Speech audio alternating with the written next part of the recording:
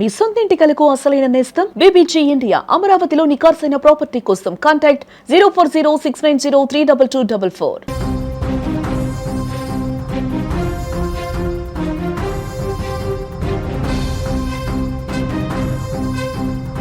మహిళల బాటలో దివ్యాంగ పురుషులకు ఉచిత బస్సు. ఏపీలో స్త్రీ శక్తి తరహాలో దివ్యాంగులకు కూడా ఫ్రీ ఇవ్వబోతున్నారు.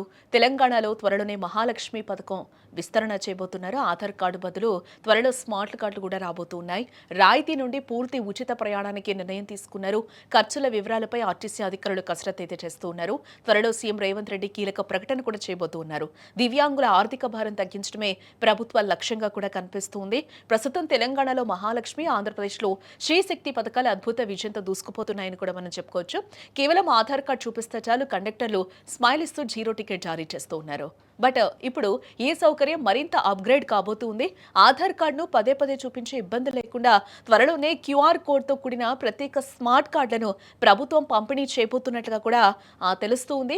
దీనివల్ల ప్రయాణం మరింత సులభతరం కానుందని కూడా ప్రభుత్వ వర్గాలు యోచిస్తూ ఉన్నాయి. అయితే ఈ పథకంలో ఇప్పుడు మరో కీలక వర్గాన్ని కూడా చేర్చబోతూ ఉన్నారు. ప్రస్తుతం దివ్యాంగులకు బస్సు ఛార్జీలో సగం రాయితీ మాత్రమే ఉంది.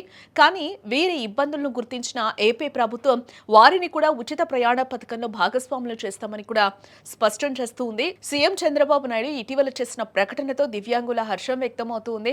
ప్రస్తుతం రాష్ట్రంలో ఎంతమంది దివ్యాంగులు ఉన్నారు, మరియు ఈ పథకం అమలు చేస్తే ప్రభుత్వంపై ఎంత భారం పడుతుంది అనే అంశాలపై ఏపీఎస్ ఆర్టీసీ అధికారులు ఇప్పటికే లెక్కలు తీస్తున్నట్లుగా కూడా సమాచారం అయితే అందుతుంది.